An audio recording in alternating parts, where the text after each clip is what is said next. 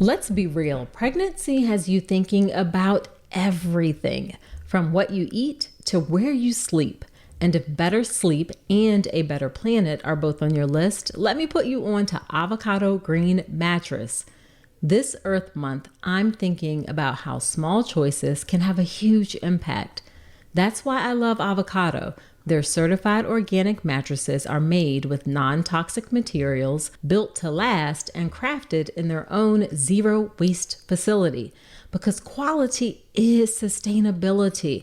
The longer a mattress lasts, the less ends up in a landfill. And listen, they're not just about eco-friendly talk. They back it up. As a climate neutral certified brand and 1% for the Planet member, every Avocado mattress supports a healthier you and a healthier Earth. So if you're ready for luxurious sleep that aligns with your values, head to avocadomattress.com today and save up to 10% on certified organic mattresses. Dream of better for you and the planet. What if I told you that the people around you during your labor and birth can make all the difference in your experience?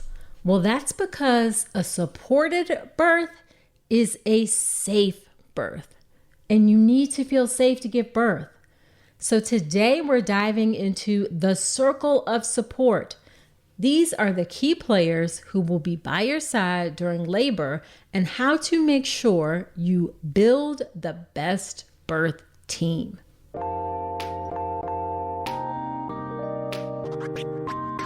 Welcome to the Birth with Power podcast, where knowledge is power and power transforms birth. I'm Dr. Nicole Calloway Rankins, mom of two and practicing board-certified OBGYN with over 20 years of experience and nearly 2,000 births attended. I've seen firsthand how the hospital system can leave women feeling unheard and uncertain, but that doesn't have to be your story. Here, you'll get the knowledge, support, and strategies to take charge of your birth experience so you can walk into the hospital feeling calm, confident, and empowered. Note, this podcast is for educational purposes only, and it's not a substitute for medical advice. See the full disclaimer at drnicolerankins.com/disclaimer. Now let's get to it. Hey there, before we dive into the episode, the Birth with Power Pathway launches in May. And if you're getting ready for your hospital birth, you don't want to miss it. It's the updated version of my online birth course designed to get you calm, confident, and empowered. Hop on my email list now at drnicolerankins.com/email to be the first to know when it's live. Hello there. Welcome to another episode of the podcast. I am so glad that you're spending some time with me today. Okay, so here's the thing. In order to give birth, you need to feel safe. And you feel safe when you have great support. A supported birth is a safe birth. And the right support will help you feel calm, heard, and in control, even when things don't go as planned. But the wrong support, that can leave you feeling anxious, unheard, or even traumatized. So in this Thursday episode of the podcast, and Thursday episodes are bonus episodes that are only available to subscribers, you're going to learn about the circle of support. Your circle of support should surround you like a protective shield, keeping you at the center and ensuring you feel secure, respected, and empowered. When your team aligns with your birth wishes, you can navigate labor with more confidence and ease. Now, the circle of support is actually part of my new signature framework and childbirth education class, the Birth with Power Pathway, designed to help you take charge of your birth. And your circle of support includes these players: your doctor, hospital, labor nurse, partner, and if you choose to have one, a doula. So let's break down each key member of your circle of support and things you need to look for. First up is your doctor. Your doctor is more than just about medical care. They play a major role in your birth experience. One of the biggest factors in your birth experience is your doctor. But not all doctors approach birth the same way. Some are very supportive of physiologic birth, low intervention birth, while others are more medically focused. And it's really important for you to find a doctor whose approach aligns with your birth preferences. A great doctor will take the time to listen to your concerns, provide evidence-based guidance, and support your choices whenever possible. They should really empower you to make informed decisions, and they should respect your birth wishes while also preparing you for any necessary medical interventions and helping you feel comfortable about those interventions if it comes to that. Now, here's a question that you can ask when you are looking for a doctor for your prenatal care. And that is, what is your philosophy on birth? Now, your doctor might look at you a little funny, like, what? What do you, Because it's a little bit of an unusual question. They may even ask you what you mean, but this is a great question to help understand how they approach birth. And their approach to birth is really important to how they take care of you. So, for example, if someone asked me that question, I'd say that my philosophy is that birth is a normal, natural process. However, sometimes things can happen that are dangerous or even life-threatening to mom and or the baby. I start from a position that everything is going to go well during birth because most likely that's what's going to happen.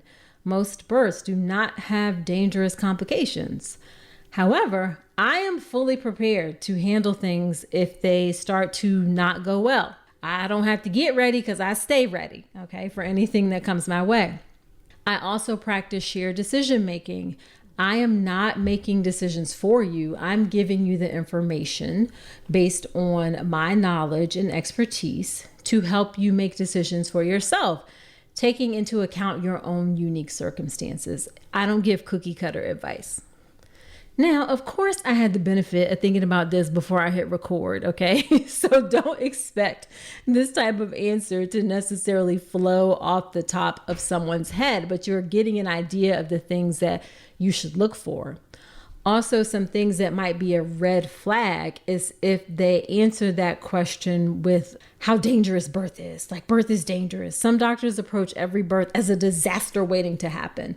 That's going to influence their recommendations and I believe increase the chance of interventions that may not necessarily be warranted. Also be concerned if they dismiss the question outright and don't even try to answer. That's a red flag if they're not open to have these types of discussions. All right, number 2, the hospital. Your hospital sets the tone for your birth. Super important. Every hospital has its own culture and policies. They can have a huge impact on your experience. And one hospital can be very different from another hospital that's right down the street. Some hospitals have a very medicalized approach to birth, while others are certainly more supportive of a physiologic or low intervention birth experience. And it's really important for you to understand how your hospital falls on that spectrum and how your chosen hospital aligns with your birth preferences. Now, one of the best ways to gauge this is by asking about specific policies. For example, you can ask, like on a hospital tour, for instance, what are your policies on movement, eating, and intermittent monitoring during labor? A hospital that truly supports physiologic birth or low intervention birth will encourage movement during labor. They will support light eating. Everyone should be able to drink during labor. They should offer intermittent monitoring, wireless monitoring options. They should have things like birth balls, peanut balls to support you. Now, if a hospital has very rigid policies around these things, like they require continuous monitoring for every patient, even if you're low risk, if they restrict food and drink, or they limit movement, all of those are signs that their approach is a lot more medically focused. Finding something to wear during pregnancy shouldn't feel frustrating. And with Armoire, it's actually fun. Armoire is a clothing rental membership that gives you access to high quality, beautiful pieces that fit your changing body and your style. You take a quick 5-minute style quiz, pick what you love, and fresh styles show up at your door in as little as 2 days. I recently tried Armoire and y'all, I loved the dress they sent. It was flowy, flattering, and it had pockets. I felt so good wearing it. You know that feeling when something just fits right? That's what Armoire delivers. And for you, Armoire is the answer to feeling cute and confident in maternity clothes without spending a fortune. No more clutter, no more wasting money on clothes that won't fit in a month. Just stylish, feel-good options on your terms. Right now, my listeners can give Armoire a try and get up to 50% off their first month. That's up to $125 off. Just visit armoire.style/Dr. Nicole. That's armoire.style, ARMOIRE.style/Dr. Nicole to get up to 50% off your first month and never worry about what to wear again. Try Armoire today. I think more and more hospitals are on the right page in terms of supporting movement, eating, drinking, intermittent monitoring, but you really won't know until you ask the questions. Now, a bonus question to ask is, what is the hospital's overall cesarean rate for first-time moms having a full-term single baby in the head down position? It's a very specific question. It's something called the NTSV rate. That stands for nulliparous term singleton vertex, which is first time moms, full term, single baby, head down. That number should be 23.9% or less. I know that's a weird number, but that's the goal set by the Joint Commission who accredits hospitals. So it should be 23.9% or less. I work at a hospital, and I work at a level 3 hospital that has the highest level NICU, or the just below the highest level NICU, and takes most of the complex babies in the area. Our C-section rate, even with the complex patient population, is 20%, hovers around 20%, so it can totally be done. All right, number 3 in your circle of support is your labor nurse. Your labor nurse is the one who is with you for the majority of your labor. Your doctor is not there. And the support of your labor nurse can make such a huge difference in your experience. So many people will remember their labor nurse more than anything out of their birth experience. A compassionate and patient-centered labor nurse can provide emotional support, hands-on comfort measures, and advocate for your birth wishes. I've seen great labor nurses who've even run interference on a doctor who was known to do a lot of episiotomies. They would wait to call the doctor at the very last minute so there was no time to cut an episiotomy, or they'd even remove the scissors from the delivery table. So having a great nurse can be a really strong asset for you. Now, you generally won't get to choose your nurse. One will be assigned to you. But when you arrive at the hospital, you can certainly ask in the beginning, hey, I'd like a nurse who enjoys taking care of patients who want a low intervention birth, or something along those lines if that's important to you. It's really important to advocate for your needs in that way. Also, if something doesn't feel right, you can ask for a different nurse. You can speak to the charge nurse and ask for another one. Because you want a labor nurse who listens to and respects your birth preferences. She's not dismissive or condescending. You want your nurse to be a supportive and reassuring presence, especially during those intense moments. And you want a nurse who communicates clearly and keeps you informed of what's happening. If those things aren't the case, don't be afraid to ask for another nurse. Number 4 in the circle is your partner. They can play a critical role in emotional support. Now, it might not be your partner, it may be a family member, maybe a close friend who's with you, but they play an essential role in your emotional well-being during labor. A prepared and confident partner can help you feel supported, encouraged, and empowered.